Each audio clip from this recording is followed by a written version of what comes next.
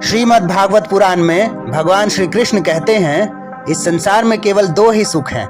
पहला सेक्स यानी मैथुन और दूसरा वेल्थ यानी धन।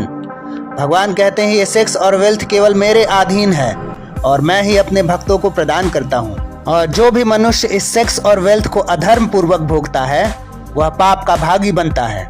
अब आप बहुत ही गौर से सुने भगवान आगे क्या कह रहे हैं। भगवान कहते हैं इस संसार में सेक्स सबसे बड़ा सुख है, पूरे ब्रह्मांड का सबसे बड़ा सुख। ठीक है, तो भगवान कहते हैं कि एक तराजू के पलड़े पर अगर सेक्स को रख दिया जाए और दूसरे तराजू के पलड़े पर अगर संसार की सारी वैभव सुख संपदा रख दिया जाए तो भी सेक्स का पलड़ा जो है भारी पड़ेगा।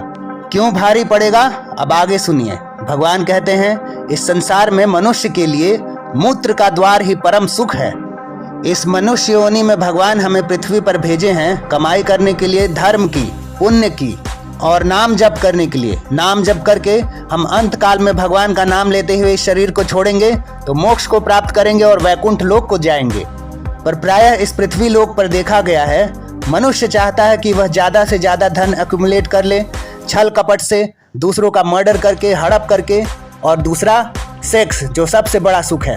तो लोगों ने व्यभिचार को सबसे बड़ा मनोरंजन बना रखा है। स्कूल हो या कॉलेज हो या कॉरपोरेट, हर जगह ये सेक्स का मनोरंजन बहुत जोर शोर से चल रहा है। लोग बिना शादी किए सेक्स कर रहे हैं और मैरिड लोग एक्स्ट्रा मैरिटल अफेयर्स रखते हैं।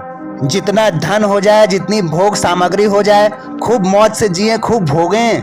पर याद रखिए, अधर्म आचरण करने वाला कभी भी मौज से नहीं रह सकता।